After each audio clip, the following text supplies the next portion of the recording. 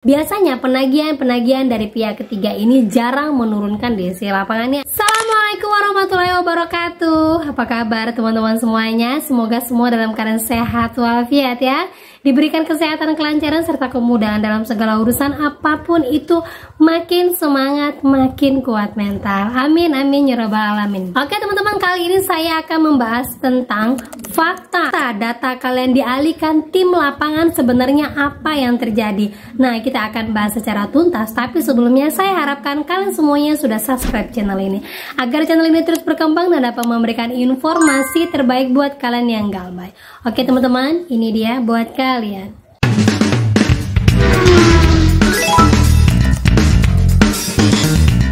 Oke teman-teman semuanya, sebelumnya saya mau angkat informasi dulu ya dari seorang teman yang dia baru mengajukan pinjaman di pinjol legal. Ingat ya, pinjol legal, baru saja ngeklik aplikasinya, tiba-tiba besoknya dia sudah ditransfer. Nah, ini posisinya hampir sama dengan ilegal nih. Sepertinya sekarang pinjol-pinjol sudah mulai cari mangsa karena banyak orang yang sudah tidak mau lagi menggunakan pinjol, atau bahkan banyak orang yang galbay sehingga pinjol kehilangan investor.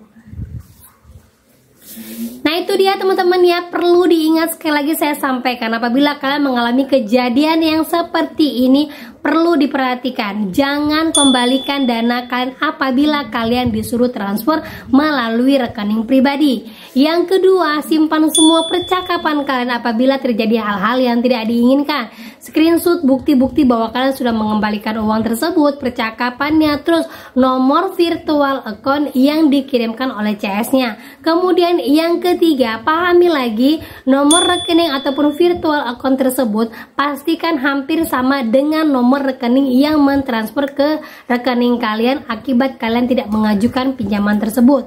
Jadi semua bukti-bukti ini tolong disimpan, karena biasanya di bulan berikutnya ketika sudah jatuh tempo akan terjadi yang namanya penagihan ataupun teror. Khawatirnya nanti nama kalian masuk ke dalam slik OJK padahal uang tersebut sudah kalian kembalikan. Itu yang saya wanti-wanti ya, karena banyak kejadian seperti itu dan sudah banyak sekali korbannya. Jangan sampai kalian jadi korban selanjutnya. Mulai hati-hati lagi ya. Nah, oke, lanjut lagi teman-teman ya. Jadi di sini saya mau menginformasikan banyak sekali ya teman-teman yang WA, yang DM ataupun yang bertanya pada saya, "Mbak, saya takut nih data saya dialihkan ke tim lapangan, data saya sudah dijual kepada pihak ketiga, data saya sudah diserahkan kepada pihak ketiga lapangan ataupun tim penguji dan tim pengawas. Ini gimana Mbak? Bener nggak kejadian seperti ini ada? Setelah ini apa yang akan terjadi Mbak?" Nih, buat sama teman-teman semuanya, biasanya pertanyaan ini banyak digaungkan sama teman-teman yang baru galbay, kemudian yang selama ini gaya lubang tutup lubang, tidak pernah baca WADC, tidak pernah terima teroran, tiba-tiba baca yang seperti ini. Dan buat yang sudah lama galbay, buat senior-senior galbay, kadang-kadang sudah galbay lama tiba-tiba mendapatkan yang seperti ini, takut-takutan ya. Karena apa? Selama ini galbay setahun 2 tahun belum ada tuh DC yang datang. Nah, fakta yang terjadi di lapangan itu sebenarnya adalah yang perlu kalian pahami. Kalau ada WA yang bentuknya seperti saya sebutkan sebelumnya, itu biasanya data kalian dalam proses untuk dialihkan kepada rekanan pihak ketiga pinjol. Ya, jadi pinjol ini hanya boleh menagih 90 hari ke bawah, itu khusus untuk DC ataupun FC yang dari perusahaan pinjolnya. Selebihnya dari itu, pihak perusahaan akan mengalihkan data kalian kepada pihak ketiga. Ya, nah itulah yang terjadi ya, bukan dijual ya, hanya dialihkan saja, diminta kepada mereka untuk menagih karena mereka mau menagih yang lain. Nggak mungkin mereka harus mengerja double, otomatis akan terjadinya tabrakan penagihan. Nah, itu yang terjadi pertama. Yang kedua, penagihan seperti ini biasanya terjadi setelah 90 hari galbay. Kalaupun ada yang masih 1 bulan galbay, 2 bulan galbay udah seperti ini, biasanya itu kalian baru diancam saja, belum dialihkan kepada pihak ketiga.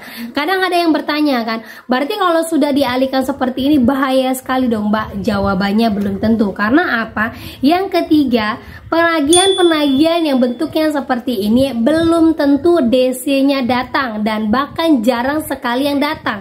Karena apa? setiap pinjol harus bekerja sama dengan pihak ketiga yang kompeten. Biasanya pihak ketiga yang kompeten ataupun pihak ketiga penagihan pinjol ini hanya untuk penagihan ataupun teror dan intimidasi via WA, telepon, dan juga email. Nah, kalau yang biasanya turun ke lapangan itu rata-rata kebanyakan ada dari pinjol multi finance yang memang mereka bergerak tidak hanya satu bisnis saja, banyak lini bisnisnya ya.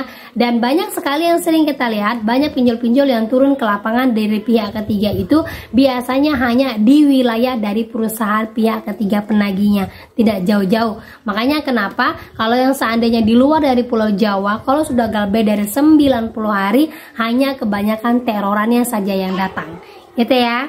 Lanjut lagi, penagihan-penagihan yang dari pihak ketiga ini biasanya diawali dengan somasi ataupun surat peringatan. Somasi 1, somasi 2, somasi ketiga.